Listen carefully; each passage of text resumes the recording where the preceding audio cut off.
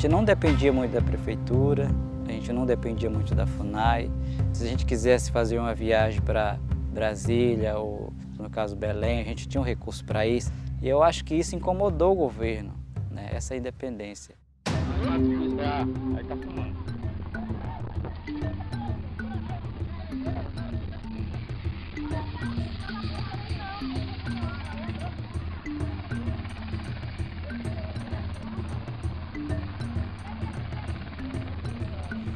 Que eles chegaram de surpresa, né? Que a gente não está sabendo. E que eles chegaram e eles já chegaram aqui, pousaram aqui de helicóptero, né?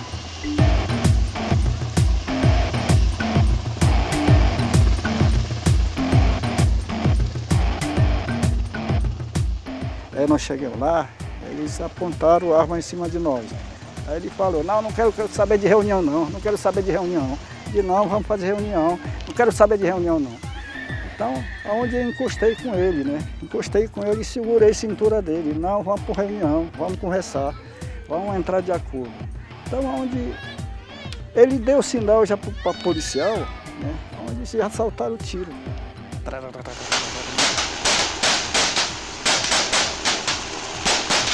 E tiroteio, bala passando para todo lado, né? Aí chegaram na casa do cacique e pegaram o cacique e humilharam ele, né? Jogaram ele, derrubaram, dizendo que respeita policial, não sei o que e tal. Deixaram as mulheres grávidas correr no mato, fizeram as crianças chorar, desrespeitaram o cacique, desrespeitaram os idosos que não tinham condição até nem de andar, nem de levantar, né? Chamaram palavrão para ele, né? Por que eles vieram tentar acabar só aqui, sendo que em vários outros lugares tem garimpo muito piores, que poluem muito mais, que destrói muito mais, com o maior número de pessoas? Por que não foram até lá?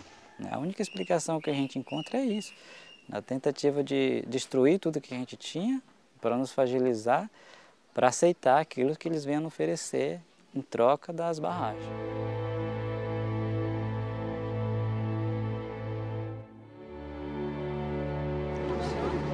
Olá. Senhores, boa tarde. Estou eu aqui, o Dr. Marcelo Corrêa, que é o presidente da empresa Neo Energia. Nós acabamos de assinar, na presença da Presidente da República, o contrato de construção da usina de Telespires. Cada vez que uma nova barragem é anunciada pelo governo, eles sempre dizem a seguinte frase: dessa vez vai ser diferente. Nenhuma vez essa promessa foi cumprida. Os riscos, os impactos não estão sendo levados a sério, os cientistas não estão sendo ouvidos, as populações locais não estão sendo ouvidas, seus direitos não estão sendo respeitados. O Complexo Telespires está situado na bacia do Alto Tapajós, que fica numa área de transição entre Cerrado e Amazônia. Essa região ela é também considerada uma área de expansão da fronteira agrícola. O complexo é composto por 4 grandes usinas hidrelétricas e mais uma série de PCHs que estão nos rios contribuintes da bacia do Telespires. Vai operar em 2015 e vai custar cerca de 3 bilhões e 300 milhões de reais. Ela fica no rio Telespires, é a usina de baixíssimo impacto ambiental. Lá de cima ali era uma praia, umas bancas de areia, uma delícia para brincar. E aqui era tudo a pedra assim, na beira. Aí nós pescava lá de baixo aqui. Olha a mata como é que estava toda morta agora.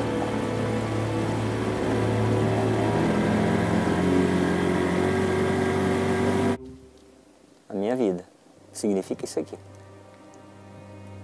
Eu vivi 14 anos da minha vida tirando meu sustento daqui. Difícil. Nós vamos lá e nós fazemos essa usina, depois nós vamos lá dar uma mixaria para eles e tá tudo certo. A gente vai fazer. Mas o negócio não é bem assim.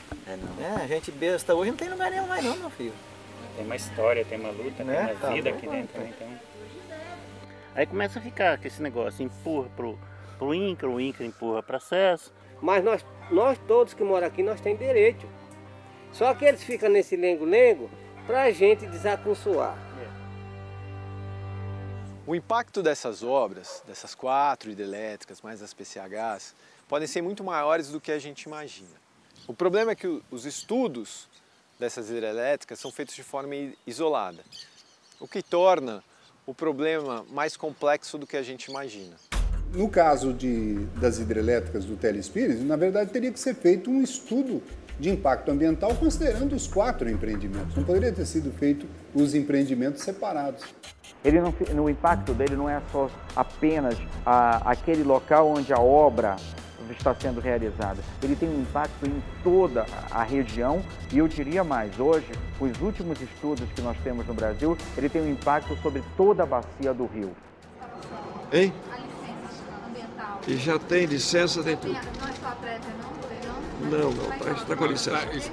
Nós estamos trabalhando no sentido de obter ali, aí creio que nos próximos 60 a 90 dias, de forma que a gente pretende iniciar a construção da usina em agosto. As licenças foram dadas, no caso de Telespires, a licença prévia, logo depois a licença de instalação, sem o cumprimento das condicionantes. Então, todo o processo é viciado. Todo o processo é viciado. Não tem nenhuma fase que tenha sido elaborada e realizada de acordo com a lei.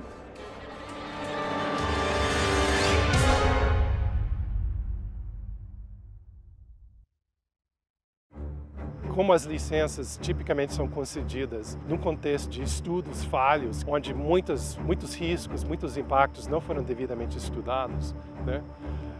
Os impactos começam a acontecer, mas não tinha uma previsão dentro do próprio projeto de mitigação e compensação de impactos para lidar com isso. Então acaba acontecendo e você tem efetivamente um caos social e ambiental na região de difícil equacionamento. Os pescadores estão sendo afetados em toda a extensão do rio, né? Então as famílias estão sem renda, estão passando dificuldade. A UHE Telespires, ela ficou com um percentual acima de 50% de vegetação de grande porte. E enquanto o processo respiratório da água, você vai ter nos primeiros anos um caldo orgânico até que toda essa matéria verde seja decomposta. Isso aí, se fermentou, tira o oxigênio da água e provoca a morte do peixe. E, de fato, o Telespires é um dos piores exemplos em termos de barragem, não? Porque ele se passou por cima de muitas coisas na parte do licenciamento, se alegam que tem 0 de emissões de gases de efeito estufa. Realmente, essas barragens têm sim emissões substanciais de gases, principalmente metano e também pelas árvores mortas, o gás carbônico. E ganham crédito de carbono para uma coisa que está sendo feita de qualquer forma. E os países que estão comprando crédito de carbono na Europa, por exemplo, vão emitir aquele tanto de gases que tem 2 impactos. Um pelos próprios gases que emite e outro pelo gás que está emitido lá na Europa por causa desse projeto.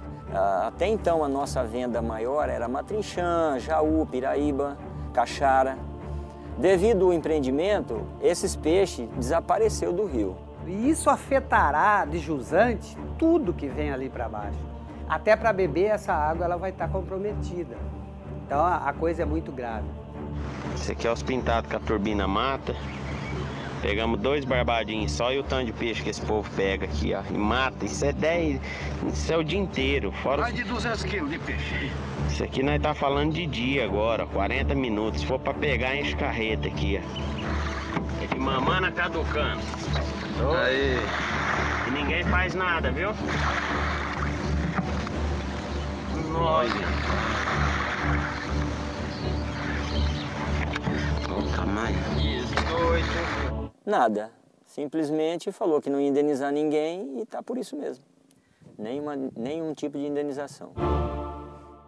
E nós estamos falando aqui das obras mais caras do Brasil. Pense em qualquer obra, porto, rodovia, ferrovia, nada é mais caro do que hidrelétrica. Em torno de 80% do financiamento das barragens tem vindo do BNDES, do Banco Nacional de Desenvolvimento Econômico e Social, que significa dinheiro do contribuinte brasileiro.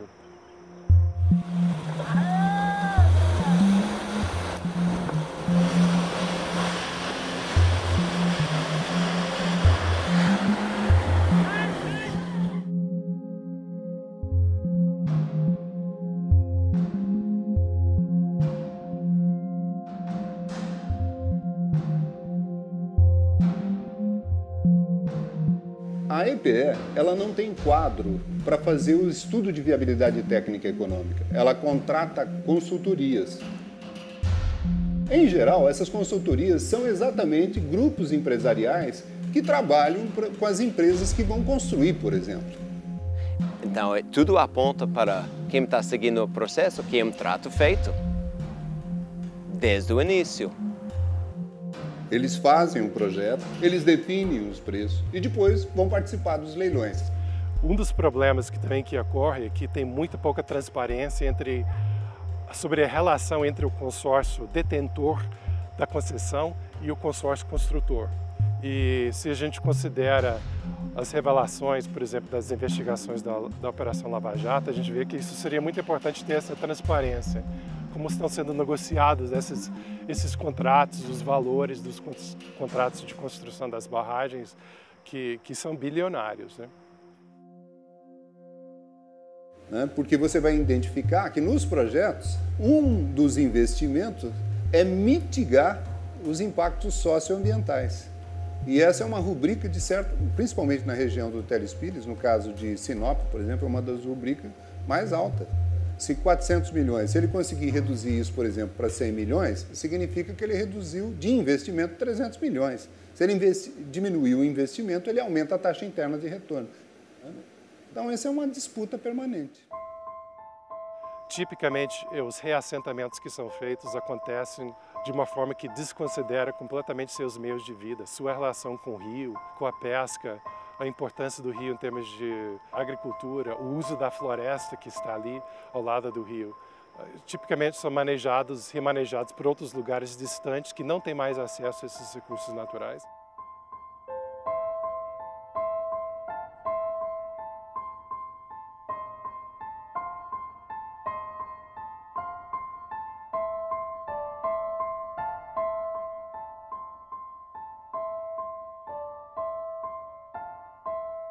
Há 13 anos já que estou aqui.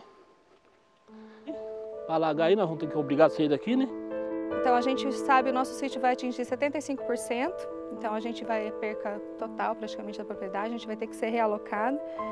E até o dia de hoje, a gente não sabe para onde nós vamos. Então há 1 ano e meio, praticamente a nossa vida aqui, a gente não está mais nem cuidando do nosso sítio direito. Porque naquela época eu tinha aí 40 e poucos anos, eu tinha todo o vigor físico para começar com garra. E hoje? Né? Hoje já estou com 60, passando disso. Né? Como é que eu vou começar uma nova vida, né, nessas condições? Esse aqui é o mar que tem aqui, lá onde vai vir a água. A água vai vir aqui. Vai sobrar só essa mixaria aqui do lote. Pra cima aqui, o resto vai embaixo da água. O meu pai foi despejado pela usina de Itaipu, mal indenizado, e esse valor da indenização ele não conseguiu mais comprar outra propriedade do lado. E parece uma sina, mais de 30 anos depois, hoje a gente é afetado por uma nova usina. Fica um sentimento assim de potência. A gente pensa, vou começar tudo de novo lá, né? Mesmo que eu ganhar outra terra, tem que fazer a casa de novo. Cada pé de fruta que está aqui, nós escolhemos o lugar de plantar. A gente molhou, a gente cuidou e agora vai ficar para trás. Né? E o pior de tudo isso é perceber, né, que os nossos direitos não são respeitados.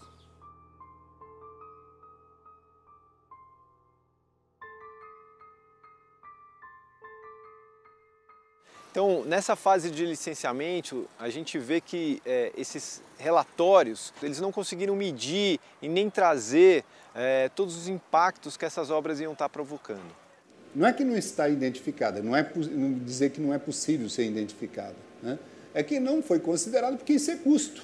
Para evitar esses custos e reduzir, por exemplo, custos de projeto, né? E mais, né? E ao ocultá-los também, significa o seguinte: se eu não os detetei, significa que eu não vou indenizar o que não está detetado. Os pescadores de Paranaíta, eles não foram reconhecidos pela usina, dizendo que não tem pescadores na área de influência. O assentamento 12 de outubro, que fica na área de impacto direto do reservatório da usina de Sinop, foi um exemplo clássico, onde esse assentamento ficou fora do estudo de impacto ambiental. O assentamento ele não existia dentro, né, do EIA-RIMA, dos estudos deles, né? Lá constava que existia uma fazenda apenas, e ali moram 187 famílias, né? Onde eles se mobilizaram, né? Fecharam o BR, fecharam o Leão e tiveram toda uma mobilização para ser reconhecido dentro desses estudos, né? Direito é uma questão que é de luta política, né? Só a organização dos trabalhadores, dos camponeses, lutando politicamente, eles garantem os direitos. Se eles não lutam, eles não conseguem. Essas populações, elas ficam à mercê dos dados, à mercê da pesquisa das empreiteiras. Não um monitoramento da empresa como tem sido hoje, das empresas, mas um monitoramento nas mãos da população, que é o chamado monitoramento independente. Agora, a empresa chegou com o conceito de atingido dela. Ó. Atingido é quem daquela cerca para cá, porque da cerca para cá é água. Da cerca para lá não é atingido. Mas quando a gente começa a olhar dentro da nossa comunidade, quantas situações de pessoas são atingidas, né? Então é a Sônia, a situação que vai perder aquela terra ali, e que é o lugar dela ganhar pão, apesar de não estar no nome dela, está no nome de outra pessoa, mas a vida dela está construída em cima daquilo. Será que ela não é atingida? O MAB é o movimento dos atingidos por barragens, que é um movimento nacional que está organizado em 17 estados. Dentro da sua grande missão, organizar os atingidos por barragens, assentados, pescadores, ribeirinhos, indígenas. O discurso muitas vezes do empreendedor é que as obras elas estão atrasadas por conta dos movimentos sociais que estão indo lá parar a obra, mas o que a gente tem visto também é que esses movimentos têm nada mais, nada menos, lutado pelos direitos daqueles atingidos. Primeiro, acho que uma das grandes missões que a gente está observando é que sem pressão a coisa não vai funcionar. Porque eu ainda falei, a fogueira quando não tem lenha não esquenta, né? E eles viram que quando eles convocavam uma reunião que aquilo dava aquele fervo de gente, moça, a pressão é grande. Uma tática do empreendedor é desmobilizar os movimentos sociais. Acaba fazendo com que aquela força que você tinha do conjunto, ela enfraqueça. Então eles injetam, e fizeram isso, injetaram descontentamentos, atende um prefeito, não atende outro, atende o município de uma forma, atende outro, porque não existe nenhum critério para tratar todos iguais, né? Tentaram se organizar, mas aí depois um começou a falar, o prefeito de Sinop está passando a perna em nós, o prefeito de Cláudia está tendo mais atendimento. E acabou. Aí vem as coisas que eles prometeram e até hoje não cumpriram com a gente, né? Distribuir energia aí para o país inteiro. E nós estamos ficando só com a ressaca das coisas. Aqui tem 37 bebês. É um dormindo por cima do outro. A gente fede mais do que o cão. Não, eu considero o barrageiro, não é que eu vou discriminar o barrageiro, igual o garimpeiro. Eu fui garimpeiro, eu sei como é que é. O barrageiro, se ele vê uma fofoca de uma usina, ele vai longe, ele não quer nem saber se lá tem serviço ou não tem, ele é igual o garimpeiro. Já vem aventurar. Aí nós vem correr atrás. Tião, aí um liga pro outro, rapaz, aqui tem uma usina, vai pegar tantos peão. E a gente vem, entendeu? A rádio é peão, comenta tudo. A gente tá lá, eles ligam daqui, aqui tá pegando, aí a gente rinca na cara. Chega assim, aluga o barraco, aí nós sempre ficou aqui, até quando fechar, sabe? Até quando fechar. Belo Monte, Rondônia, na da Drebecha aqui mesmo, em Altamira. Mar Correia, várias já. O que a gente tem notado também é que muitos municípios estão despreparados para receber essas obras. Então, o que no passado eles eram favoráveis à vinda desses empreendimentos, hoje existe todo um questionamento sobre eles. Paranaíta hoje está sofrendo, porque nós estamos preparados para uma população de 10 mil habitantes, mas nós estamos atendendo 17 mil. Ó, aumentou a criminalidade em Paranaíta, as drogas aumentou, questão de estrupo, tudo. Enfim, hoje Paranaíta não é aquela Paranaíta que a gente poderia deitar dentro de casa, deixar a sua porta aberta. Não é mais aquela Paranaíta.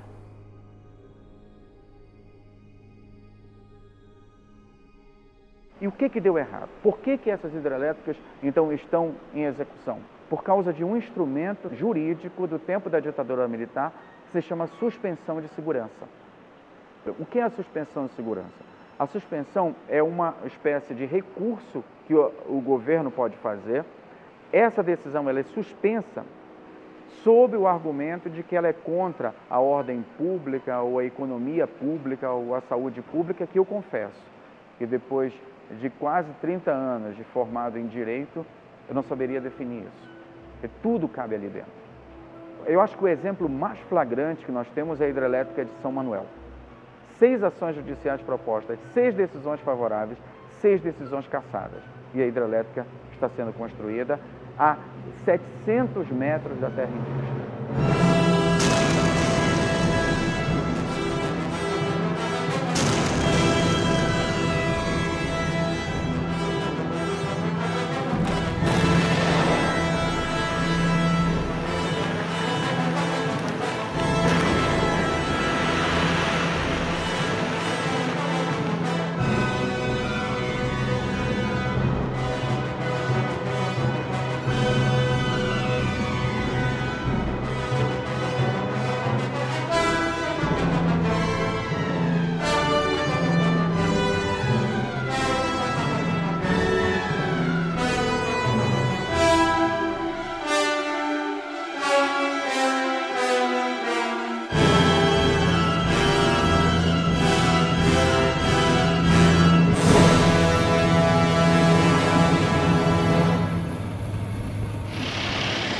Era a natureza está virando um deserto.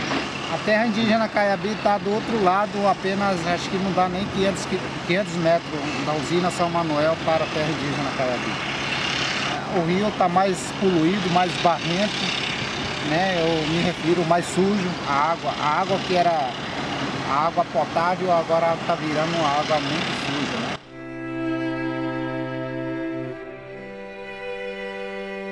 Teles Pires é um monumento à insanidade, porque se pegou uma área sagrada para os indígenas, tanto o Munduruku quanto o Caiabi e a Piacá, que é a área de Sete Quedas. Olha, ele está baixando, ele está baixando.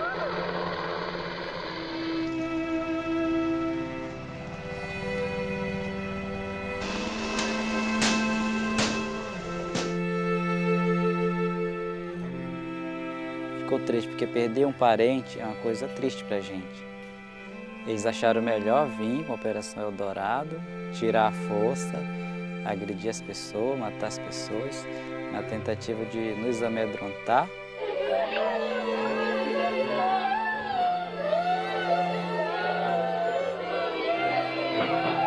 As comunidades fragmentadas, elas ficam muito fáceis de serem dominadas. Se você tem essas comunidades indígenas como um bloco coeso, você tem mais dificuldade em lutar contra elas. Mas elas, esfaceladas, fica numa situação muito fácil para quem está do outro lado. E como a gente não aceitava esses planos dele de hidrelétrica, a gente sempre foi contra desde o início e continua sendo contra, eu acho que ele procurou uma maneira de nos fragilizar para a gente aceitar os projetos dele, para que a única forma de apoio que a gente tivesse fosse as empresas que viessem construir as hidrelétricas. É só assim que o Brasil vai. Vai enganando a gente. Para que vocês querem tanta energia nesse rio? Para quê?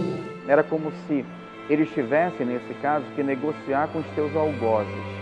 Aquelas pessoas que estavam ali, né, retirando direitos daquelas pessoas, tirando o rio deles, tirando a água deles, tirando os peixes deles, são as mesmas que eles têm que sentar para negociar o que pode sobrar de migalha para que eles possam continuar vivendo.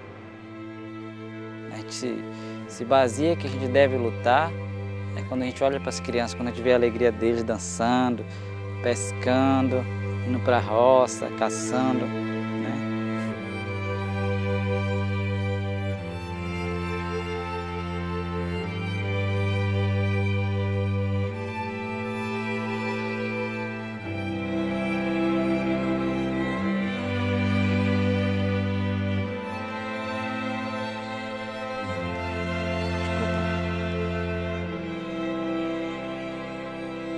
Que a gente sabe que a gente está defendendo não só o futuro das nossas crianças, defendendo a nossa história, como a gente está defendendo o planeta de forma geral, porque é essa natureza que segura o planeta.